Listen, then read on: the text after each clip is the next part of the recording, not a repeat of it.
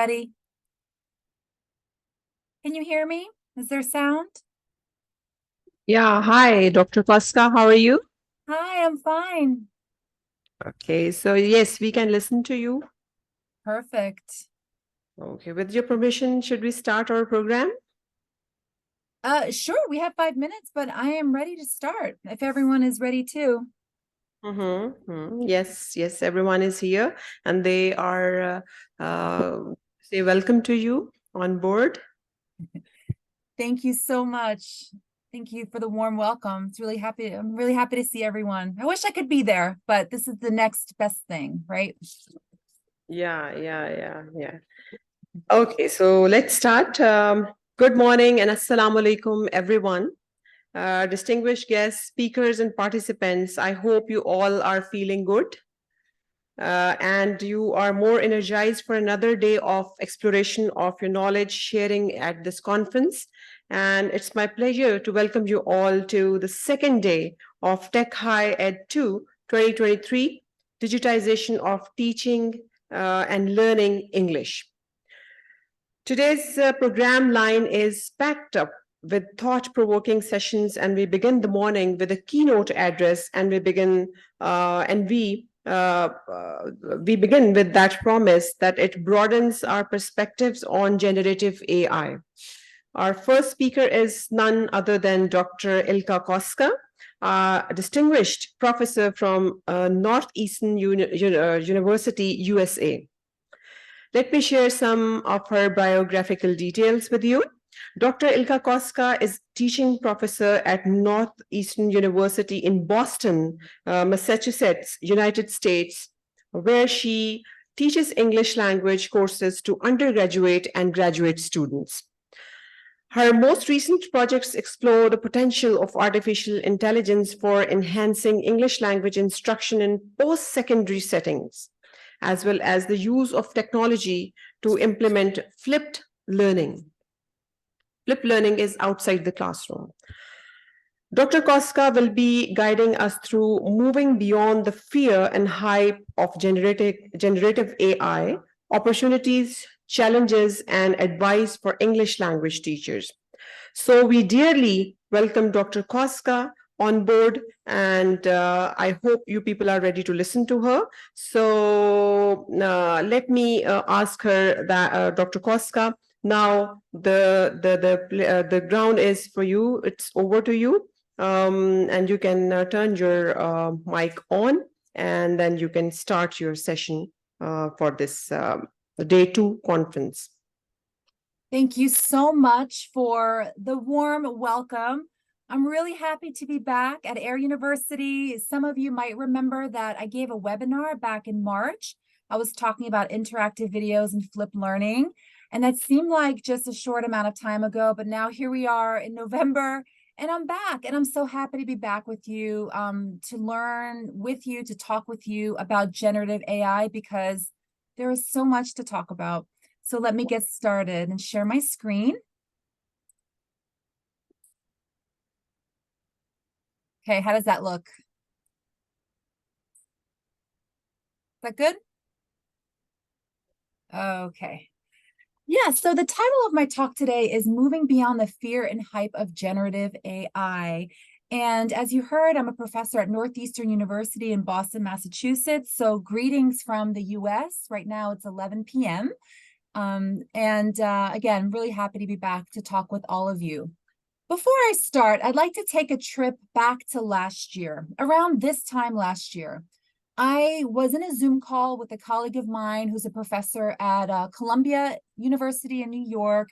We were talking about flipped learning, actually, and he asked me this question: have you heard about ChatGPT? And I said, no, what is this? My first thought was, okay, this is some kind of program. It's another website. I mean, we have so many websites for teachers, so many things to keep track of. And that's what I thought it was.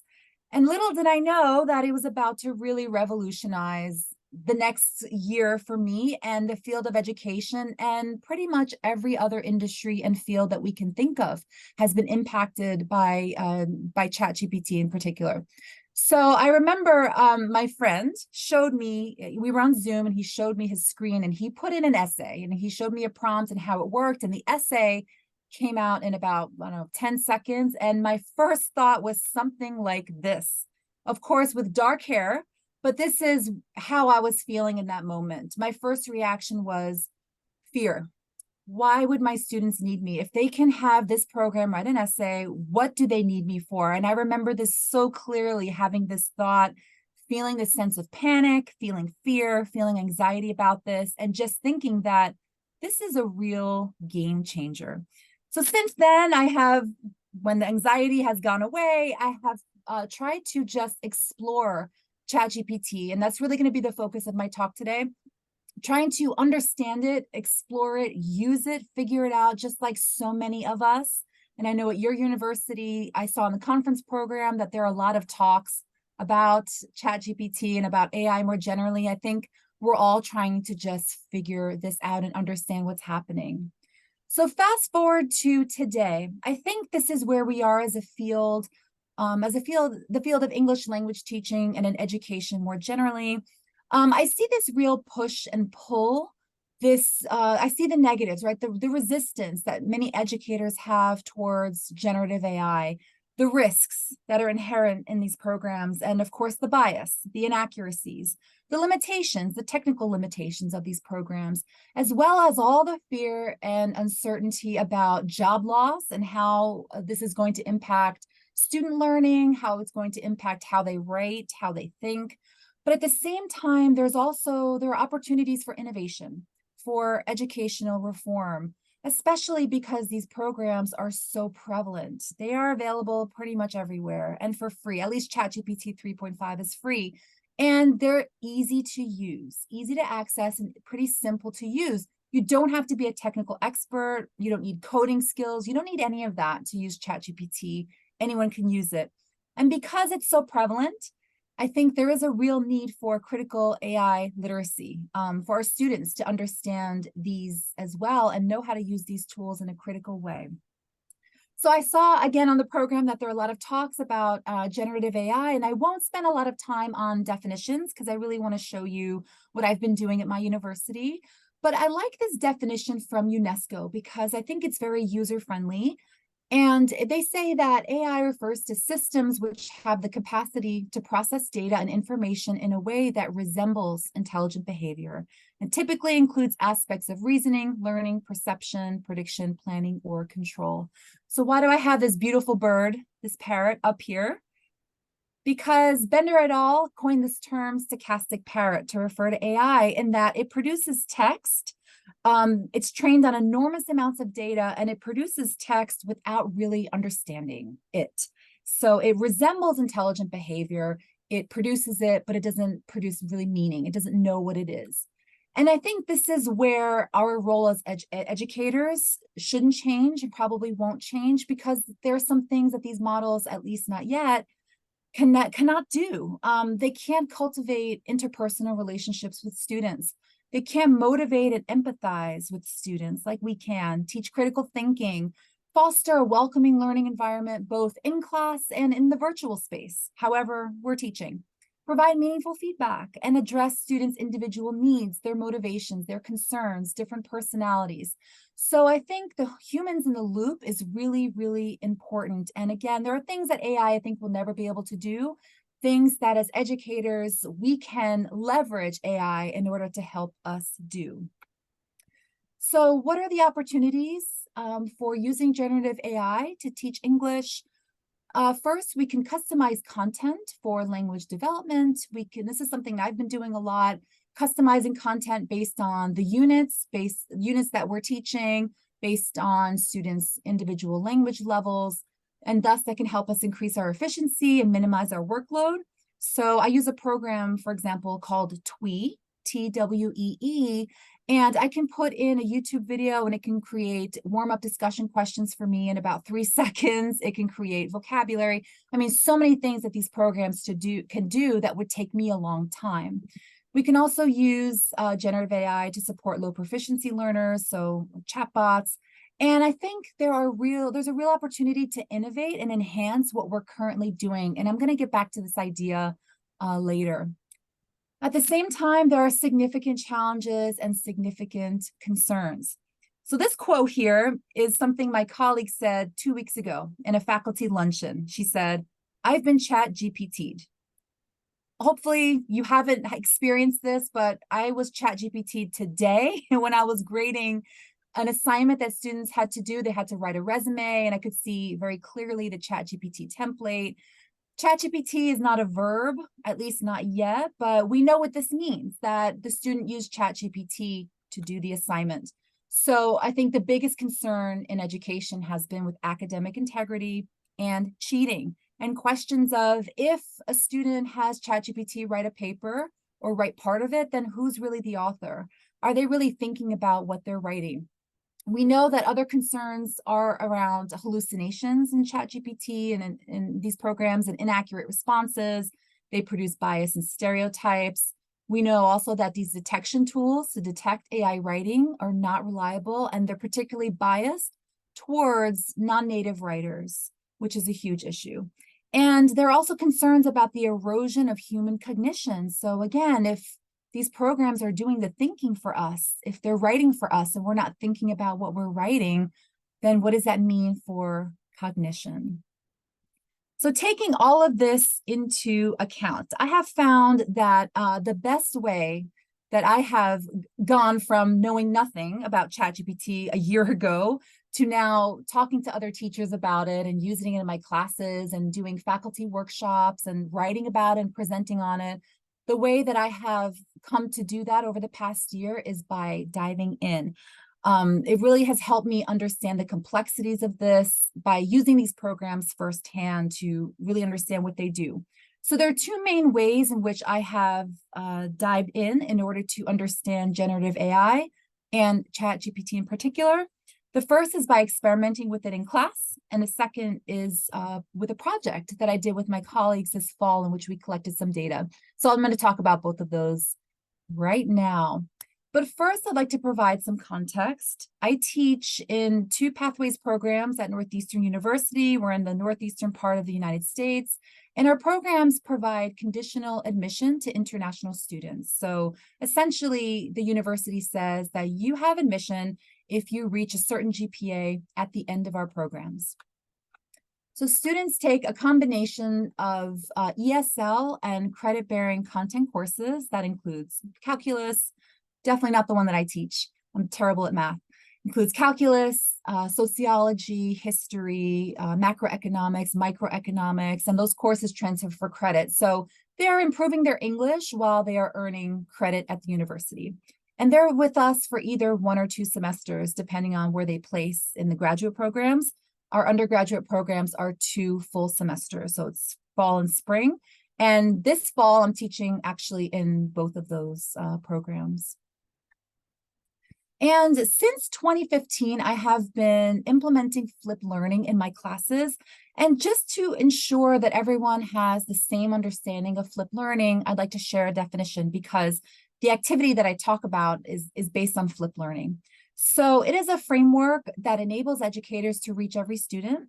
The flipped learning approach inverts the traditional classroom model by introducing course concepts before class, allowing educators to use class time to guide each student through active, practical, innovative applications of the course principles.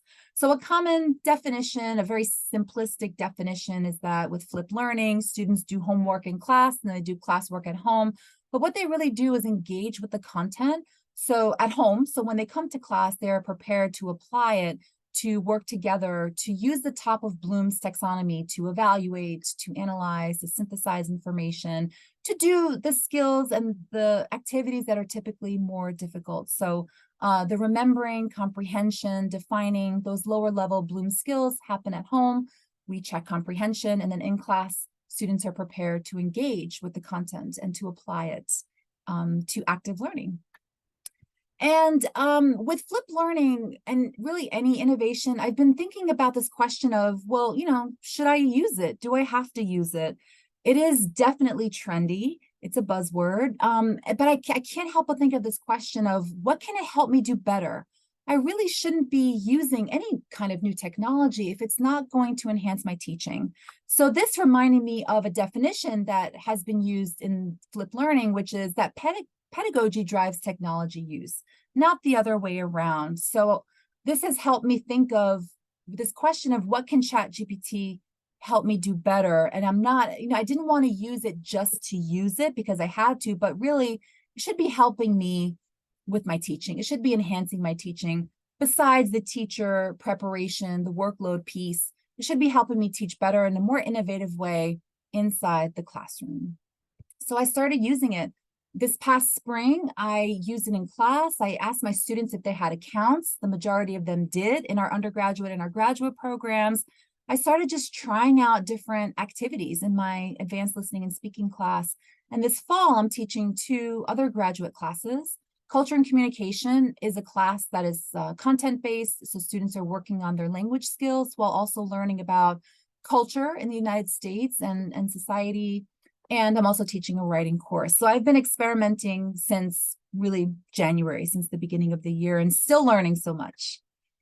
And in this past fall, so starting in September, and I worked on a project with my colleagues, with 4 of my other colleagues. So there's a team of 5 of us. So in addition to experimenting in our classes, we wanted to look across our program to see what was happening with ChatGPT.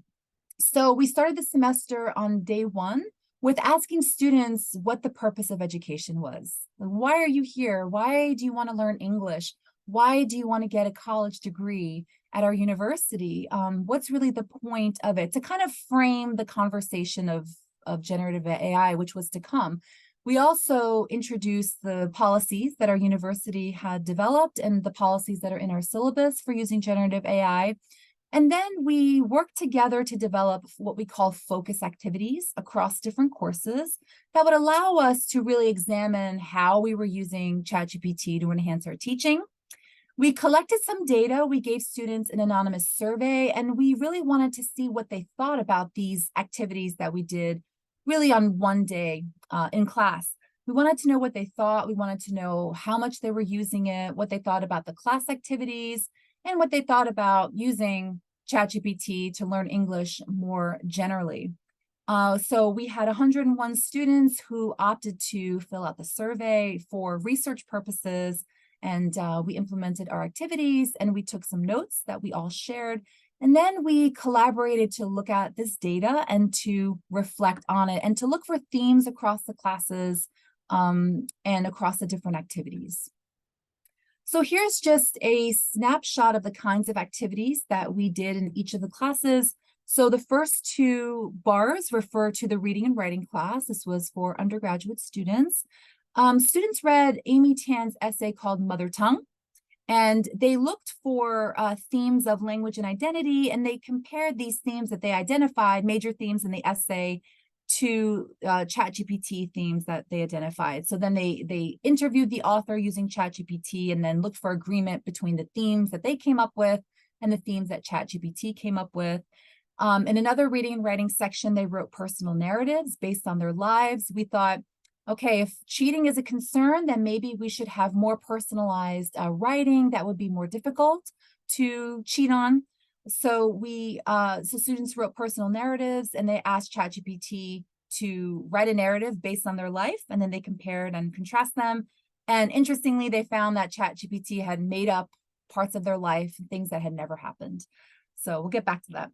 In a listening and speaking course, the topic of this unit was climate change. So students needed to create a story, work together and collaborate to create a story, and they could use ChatGPT at any stage of the process to complete the story and then present it in class.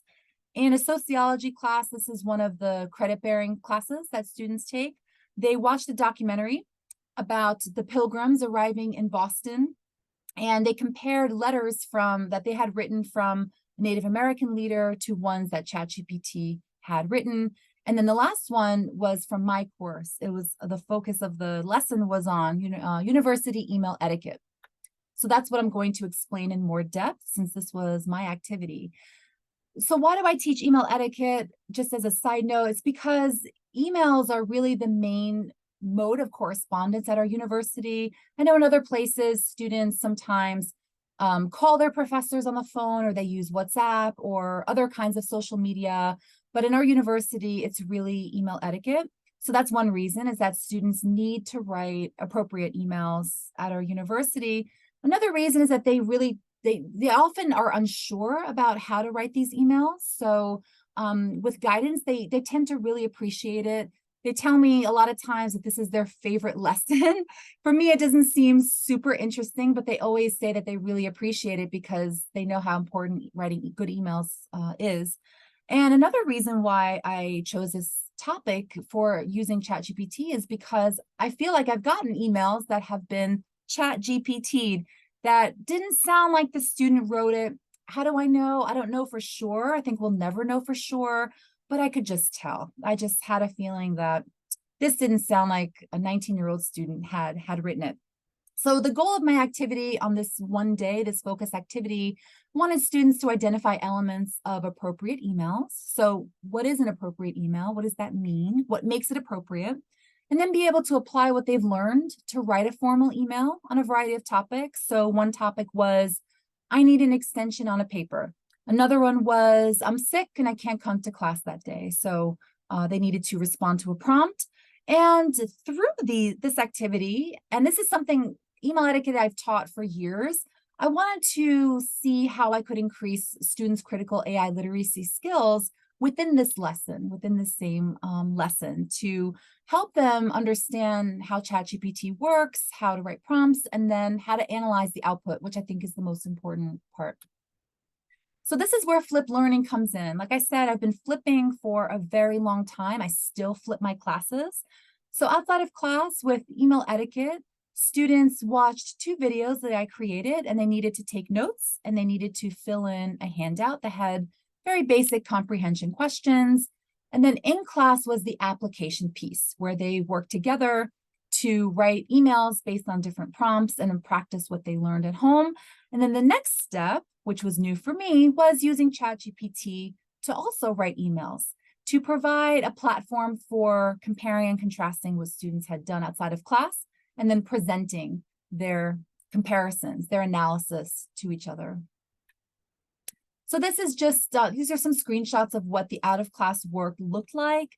Again, with flip learning, it should be low. The skills that students engage in should be low on Bloom's taxonomy outside of class, nothing too difficult.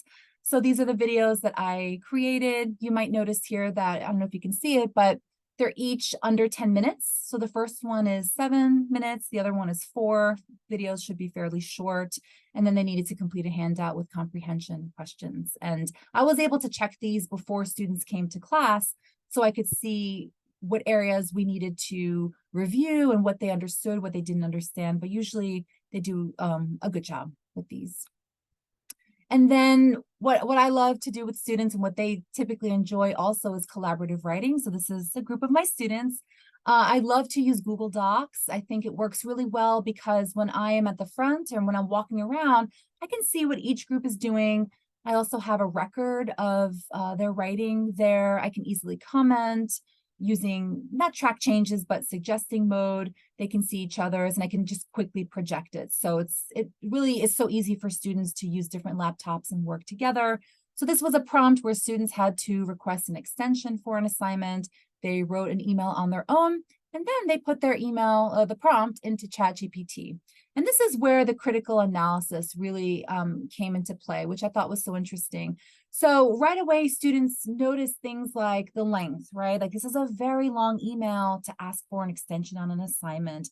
It's also pretty formal, and it uses some language that is not common. And I think also personally that a young undergraduate student probably would not use, or maybe even a fluent English speaker would also not use. So for example, in the middle here, I kindly request your indulgence in granting me a brief extension is not something I would ever write. I highly doubt that a 19-year-old student would write this. And I really don't know that any other advanced English speakers would formulate this phrase in that way. So they commented things like the length, they commented on, the amount of detail in there, on the formality, on, also what was good about the email. It wasn't just being critical. It was also what are some of the strengths of the email. So they were able to apply what they learned at home. So for instance, you can see here that it has, the email has a greeting, which I mentioned in the video. There's a message, there's a closing, there's student's name,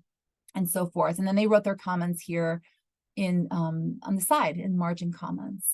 So I thought with this activity, what was interesting to me is that the analysis that they came up with through analyzing ChatGPT output was very similar to what they had done before I used ChatGPT. So for instance, the issue of pragmatics always comes up, right? Students think that if you have an email that's grammatically correct and it has formal language, then it's appropriate. But then we talk about the use and the meaning and the relationships that if you write to a professor, at least in the US, I'm writing to inform you that I will not come to your class. It sounds a little aggressive, sounds a little bit too direct.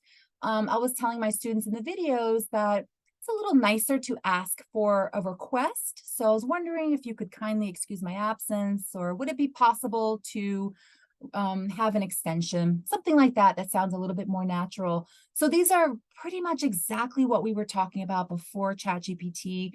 And ChatGPT, because of those emails that came up, I think really heightened that conversation. So going back to the project, that was my focus activity within this larger project that I did with my colleagues across these different courses, undergraduate and graduate, ESL, and content classes.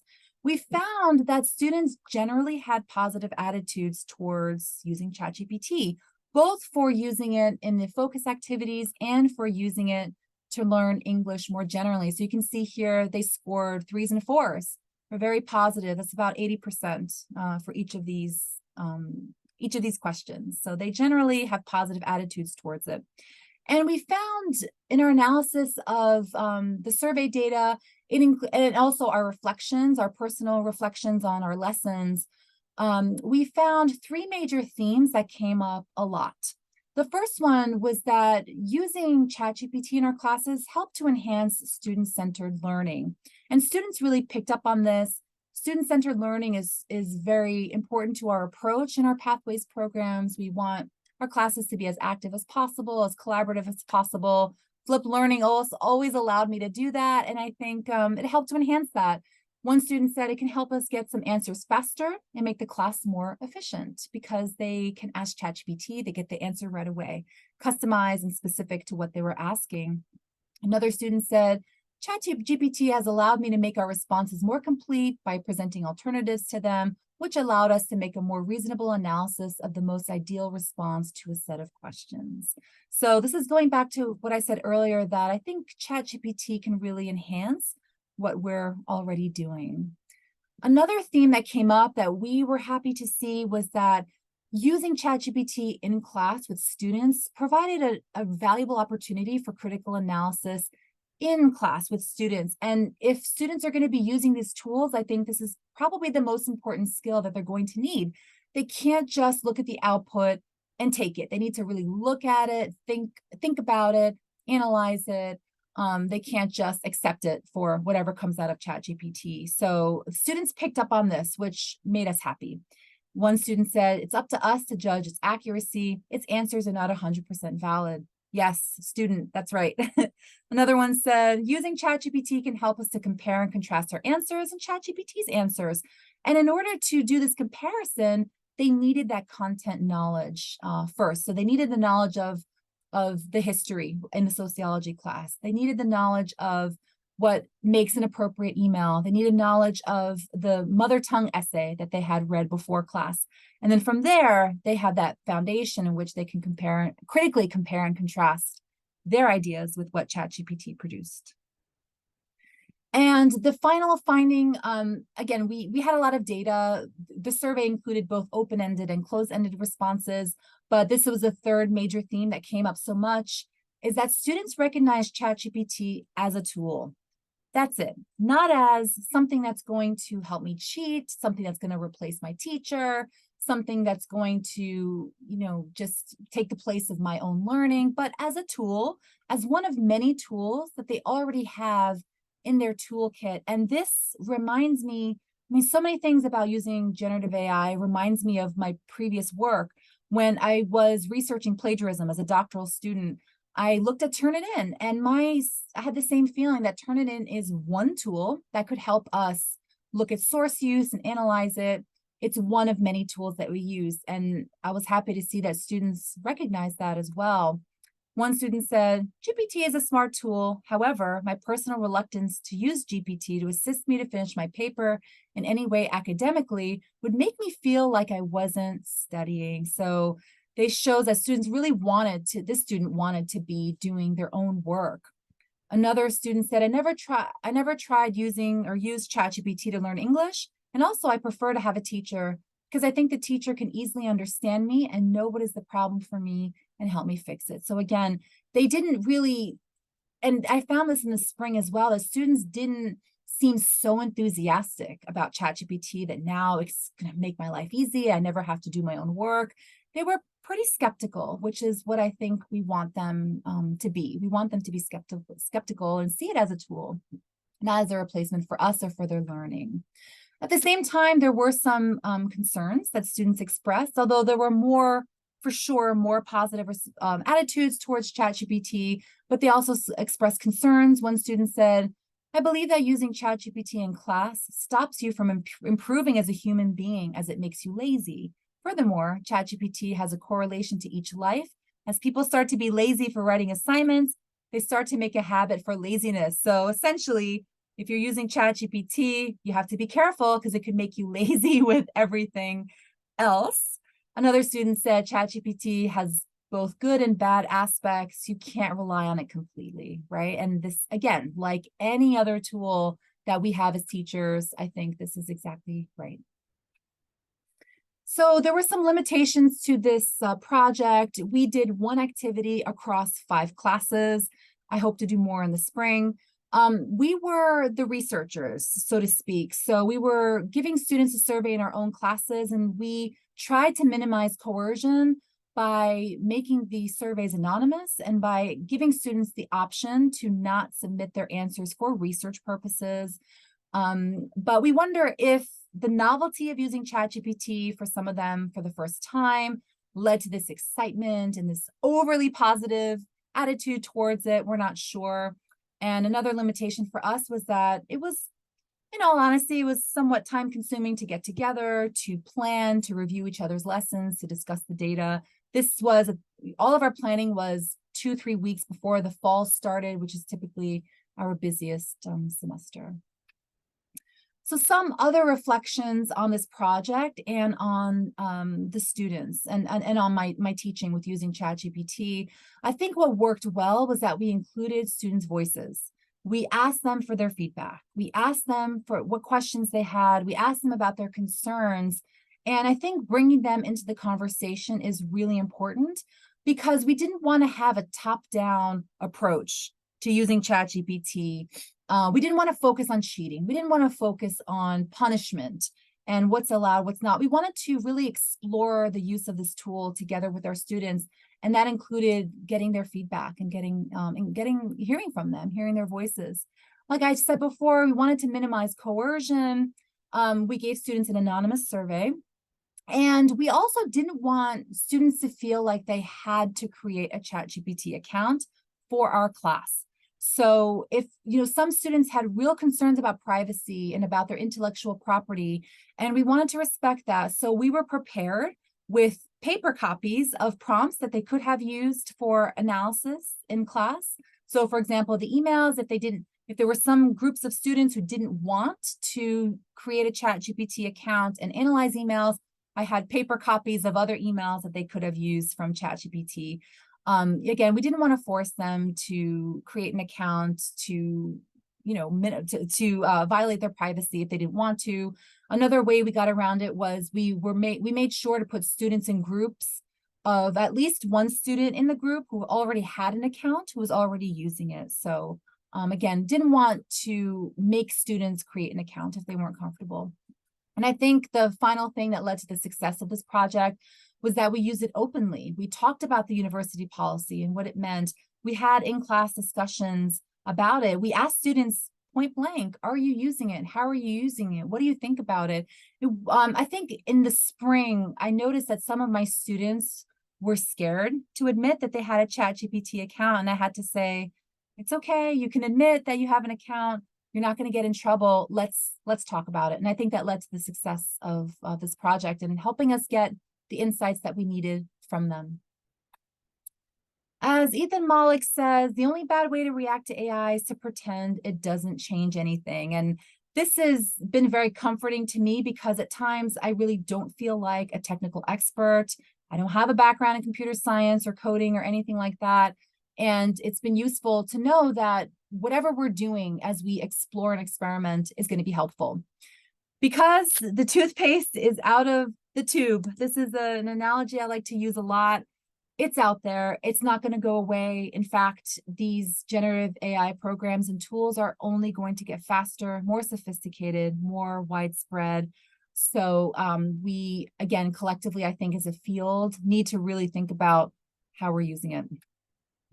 So some personal future directions before I leave you with some advice. I want to revise our AI policy between now and the spring semester based on some of my observations from the fall to put a couple more guidelines in there. I'd like to also continue doing some research in my classes to better understand how students are using these tools. And upskilling is something that I've been prioritizing over the past year because I don't have a background in any of this.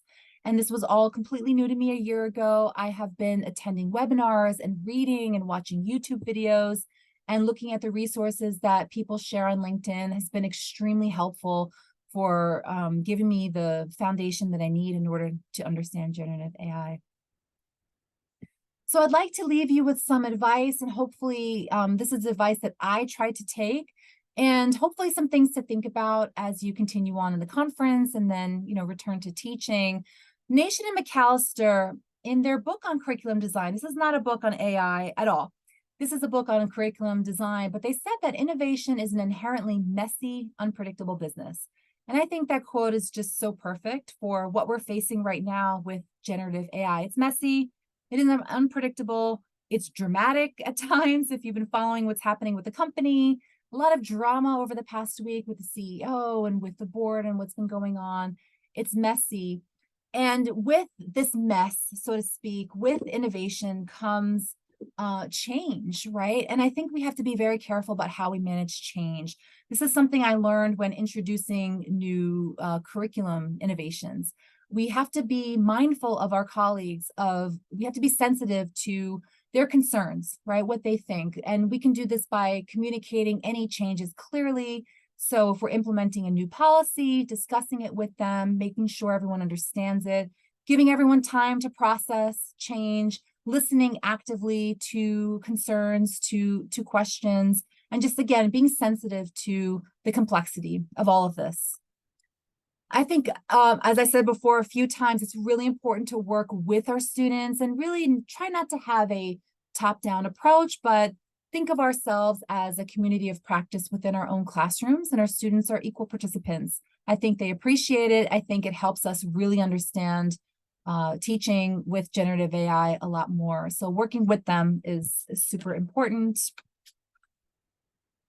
Experimenting and playing. Yeah, this is all new to me. I'm sure it was maybe new to a lot of you as well. There's so many programs that are coming out, and within the same program, there are upgrades and developments that are changing how we're using these programs. So I would say continue experimenting. This is something I'm constantly doing just to become comfortable with ChatGPT and with other tools and just playing with it, because I think that's really the best way to understand them.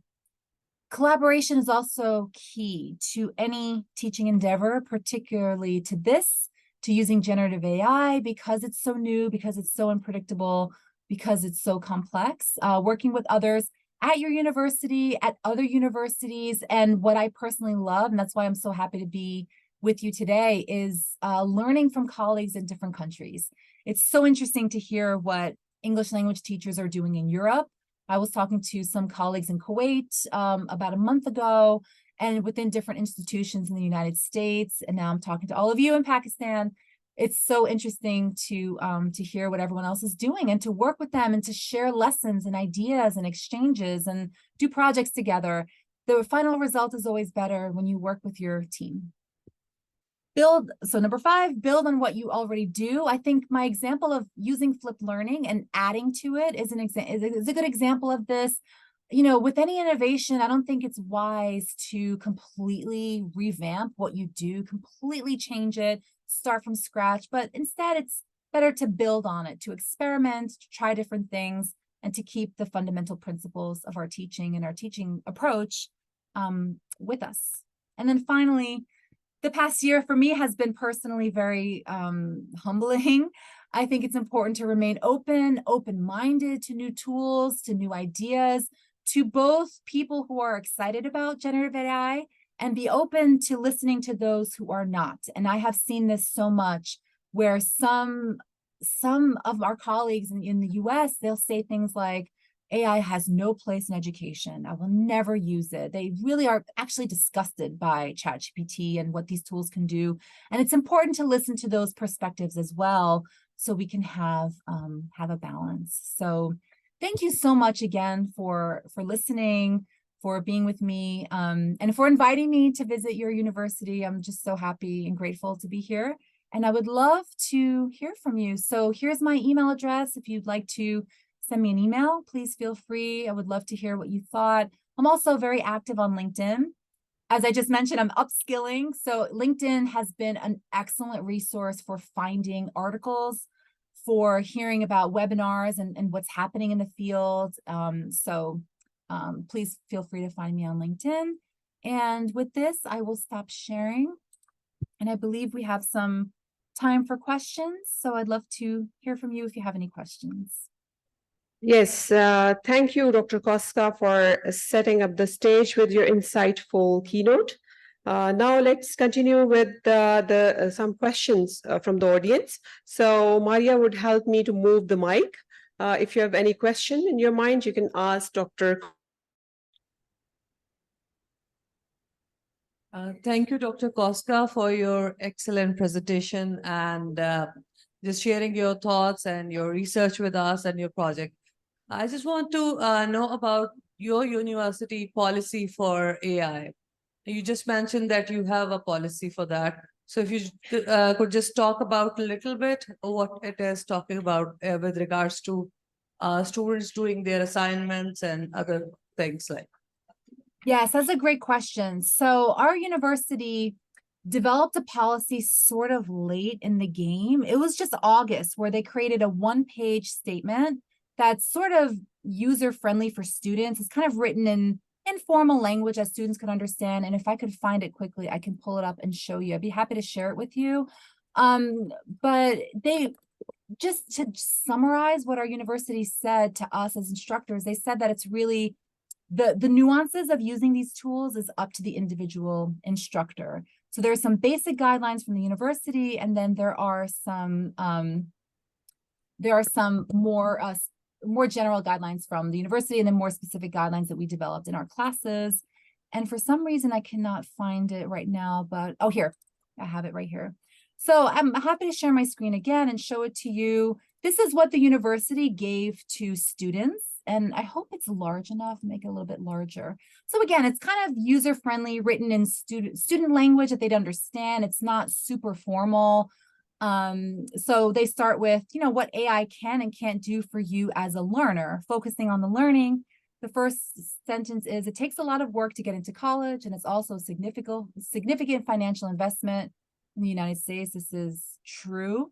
How can you get the most out of the experience? The truth is, the more effort you put into your learning, the more you gain, right? But this won't happen if you lean on AI to do your work for you. So it's really kind of encouraging students to invest in their own work, to, the policy recognizes that AI will become a significant part of their learning, their future lives, their careers. But then they gave some tips here. So AI Northeastern, top 5 tips. They say, talk to your instructor, let AI help you, but don't let it take over your learning. The process, they emphasize the process of learning for students and why they're in college. They say that learning is a human endeavor. Don't be afraid to ask your instructor, get feedback. It's not just you and AI, it is this community. And then, of course, we have to say that AI should be cited at the bottom. So this is what they gave to students. This is pretty much it. And you can see here, August 2023, we got this right before the semester started in September. And that was it. So I think our university is actually still working on a policy. It was just this summer where I was involved with some workshops offered by the provost's office. And one of the senior leaders of the university had created a ChatGPT account for the first time in July. So I think other universities are a little farther ahead than we are, if I'm honest, but they're working on it. And in terms of our policy for our courses, we basically say that you cannot use it to do the work for you. It might work for certain parts of a writing assignment, for certain parts of the process, but you cannot use it to just completely do all of your work. But that's something I want to revise. I want to include more for spring. I want to include more nuance. So what does that look like in a listening and speaking class, right? What are the boundaries, right? How much can students really use it for? I think we could be a little bit clearer now that we have another semester of experimentation, add a few more details. And I think we're going to keep revising the policy. One thing I'm thinking of doing actually, and I'd love to hear your thoughts on this, is working on a policy with students. So we do community agreements in one of our courses, the course is called Community Learning. And we talk about some sensitive topics like racism and discrimination. So we create a community agreement at the beginning to set some guidelines for discussion. So how to be respectful, how to, talk about topics in a way in which you don't disparage anyone. And I'm wondering if we create an AI policy for a particular course, because again, it might look different in a listening speaking course versus a writing course versus a content course like sociology or even calculus. So that's something I just thought about that. I want to do in the spring with students and have them come up with it and have them come up with some ideas for what happens if your professor suspects, or if you suspect a peer, because they do a lot of peer review, if a peer, if there's suspicion, doesn't matter who, if there's suspicion that AI was used inappropriately, then what do we do? That's a question that I don't have the answer to yet. Because again, it's a different ballgame. We can't prove anything. We can only say, what I usually say is like, the voice here doesn't sound like the voice in your class, but we will never know. And there's a blurry line between getting a paragraph or multiple sentences from ChatGPT and using Grammarly to help you, which is a tool I use, by the way. I started using it just to learn about it, and I think it's fabulous. Yeah, so there's a blurry line. We just don't know. Okay, very well said, Dr. Koska. Now we proceed towards another question from the auditorium. Speak little loud and clear, right? Good morning. Good morning. Ma'am, first of all, I want to clear that I cannot speak English so fluently. So, Yeah, you can even stand up. No worries at all. I just want to hear what you have to say. Actually, his English, spoken English is not that much better. He was mentioning this, but we can help him, Yes, absolutely. Hi, nice to see you. thank you. Nice to see you too. First of all, I want to clear that I cannot speak English freely, but I am trying to build my question in such a way that you can understand it. My question is that as a student of literature, creativity is the most important thing for the student of literature. Without creativity, or if any person have no creativity, I cannot say that he's a student of literature. So we can see that the ChatGPT is replacing creativity with with the swift answer and such thing like that. And the teachers and education system also forcing that we must learn about ChatGPT and some new emerging tools. Why these things are important for the students, and why should we cannot rely on the other resources, creativity or something like that? And what do you think about that distraction of creativity of the student? So please, if you can explain it, what do you think about the distraction of creativity of the student? Thank you. Yeah. That's one. So great questions. I think there were 3 questions in there, and just help me remember all of them. I want to make sure I answer them. Your English was incredible, so please don't worry. Yeah, creativity. Oh gosh, I think this is going to have to be redefined. I think what was creative before, what we thought was creative, is going to be different because of these tools, right? So I think we're going to have to redefining learning. We're redefining the kinds of assignments we give, right? For example, a typical assignment in our graduate reading course was summarize an academic article from a journal, annotate it, and write a response. Well, now we have programs that can do that for you. So we have to kind of rethink everything. And I think rethinking what creativity is, I think it's going to look different, right? So if you're using these kinds of tools, are there ways where you can use them creatively, but it's going to be different than before? The other question was about, do we have to use these tools? Is that right? I could not. Yes, we do. Yeah, I talked about that before, right? So I don't technically have to use ChatGPT, but I feel like if our students are using it, I think we have to keep up. There was an article published last week how faculty, at least at American universities, are behind the students. The students are using it more. They're using it in different and better ways, faster ways than we are. And we are typically, we are behind our students. So I think for that reason alone, we have to understand it. And that's why I have a hard time understanding the perspective of people who say, I'm not going to use it. I will never create an account. I will never allow it in my classroom, because our students are using it. So if they're using any kind of tool, I think we have to figure it out as well. We can't really act like nothing has changed, because it has, right? Thank you, ma'am. So we Yeah. have next question. Thank Yeah, another question.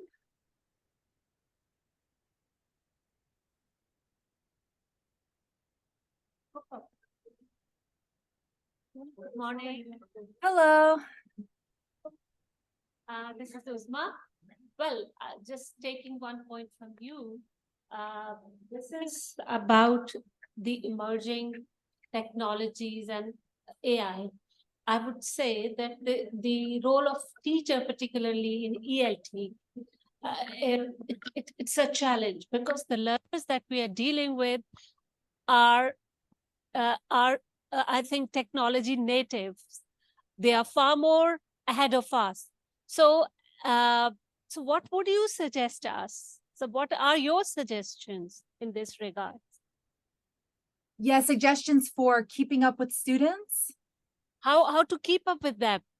Or like, my question is again little futuristic, because you see, in our context, we are dealing with this Gen Z, but the Gen Alpha that is coming to universities, they are, the problem is that we are second language learners, teachers, whereas these the coming generation, they are first language learners. So we have challenges, particularly in because world has become globalized in such a way that technology has, crossed so many barriers. So what do you suggest in this regard? So I think you're even ahead of me, because I never heard of Alpha. This must be a new generation that I have to look up. I thought it was Gen Z was the last one. So I'm going to Google that tomorrow. In high schools. Okay, I didn't know the name. I didn't know it was called Alpha. Yeah, you're absolutely right that this is the generation now where they don't know life before the internet. Now I'm giving away my age, but yeah, I mean, I grew up with the regular phone on the wall. You know, we had none of this stuff when I was young, and now it's a completely different situation. So yeah, I think that's going back to the previous question, do we have to use these tools? I don't know. I think we have to understand them at the very least, because our students do, like you said, they are using them. They are keeping up. They're using them in far more advanced ways probably than we are.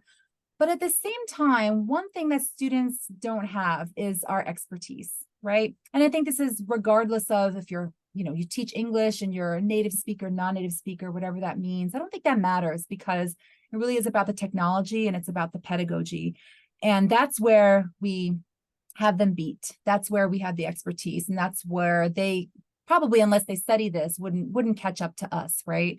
But yeah, continuing to upskill, continuing to learn, to be open, but doing it with students. So really not so much us versus them. We're catching cheaters. We're worried about plagiarism, but really asking them what they're doing. And I think when you open up that door, you can be so surprised, pleasantly surprised by what they're doing. And they were very honest with us as well. It's not a secret. It shouldn't be a secret.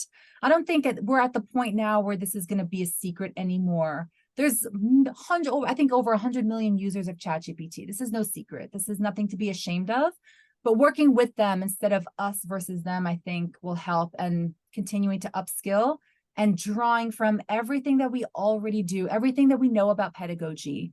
In teaching languages is going to help us as well. I think that's our secret weapon. Okay, thank you very much. I have a Do we question. have another question? Yes. I have a question. Yes. Hello, Ma'am Ilka. My name is Akshay, and I am a PhD scholar here at Air University. You just shared your presentation and your project, and that was really, really enlightening for me as far as my PhD thesis is concerned, because it is based on flipped classroom learning and the integration of technology as well. And you were also sharing about the ChatGPT, the experiment you did with your students. So I just want, you just shared that there was a mix feedback from the student. I mean, mostly it was positive, but there were some negative points as well. And there are some students in your class, those who think that that the presence of teacher, it matters a lot, and the feedback, the real teacher in the class, instead of sharing the videos already out of the class. So they think that if the teacher, she or he, teaches in the class with the board, with the markers, it's much better than sharing the videos before coming to the class. So there are some students, we have such students in class. So you just share as well their feedback as well. So my question is that how do you deal with such kind of students? How do you convince such kind of students as far as technology is concerned or sharing of videos is concerned? Yeah, thank you for your question. And it's really great that you're focusing on flipped learning for your research, because so adding to the list of my projects and things I want to do next year, I really want to explore the connection between flipped learning and using generative AI, because I think, again, generative AI can really enhance the flipped learning approach. If the point of flipped learning is to create more time in class for application, analysis, interaction, collaboration, then we could easily bring in generative AI tools to help us do that faster and better. So your question was about resistance to students, if I understood correctly, who want teacher presence and don't want to learn from technology. Is that right?